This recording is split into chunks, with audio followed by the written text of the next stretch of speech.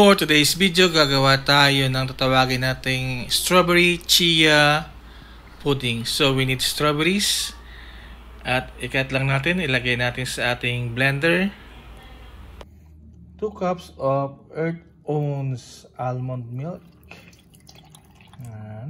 Not a sponsor yet, hopefully soon. Yan, Earth-Owns, baka bikini man, Earth-Owns. And then we're gonna add some maple syrup para may konting flavor, para may konting sweetness na rin.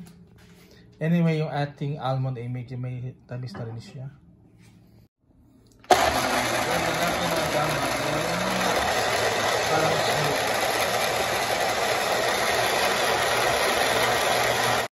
In a bowl, i-mix lang natin yung ating blended strawberries and almond milk.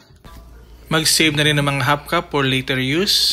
Then we're gonna add in our chia seed. Gagamit tayo ng mga half cup. Chia seeds is rich in fiber, no? So, atayin lang natin siya na maging parang jelly. Kaya para magiging pudding siya. Give it a good mix hanggang sa mababad yung ating chia, and then set aside natin.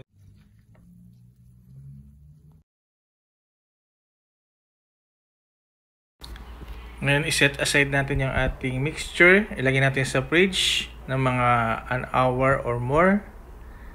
I-cover nyo muna ng cling wrap, of course, and then babalik tayo pag ayos na yung ating chia seeds. So we keep it on the fridge for hours, an hour and a half, right? And then heto na siya. Ayan na siya. Oh, yung ating chia ay nag jelly like na. So, look at that. Ayan na siya. Very healthy ang ating magiging ngayon. Drink or dessert. So this is how we're gonna present our drink, dessert, or ano bang ang ating strawberry chia pudding. Ayan. And meron tayong tinira kanina yung ating mixture bago natin nilagay ng chia. Ayan na siya on top para may ibang color. Ayan. At nagtira din tayo ng fresh strawberry on top. Ayan, ang gandang tingnan, no? Ito na yung ating finished product. Ayan. From this end. Oh, ganda, no? Ganda ng kulay niya. And para sa ating taste test, natin yung ating hawakan mo, so with the chia, with the press,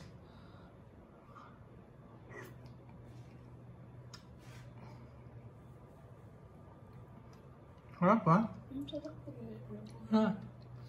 Isa pa.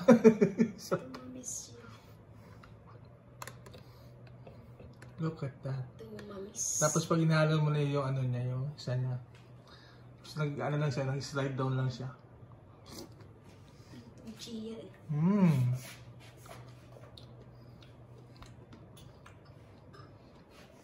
Panibago na naman kami dessert na gagawin sigurado.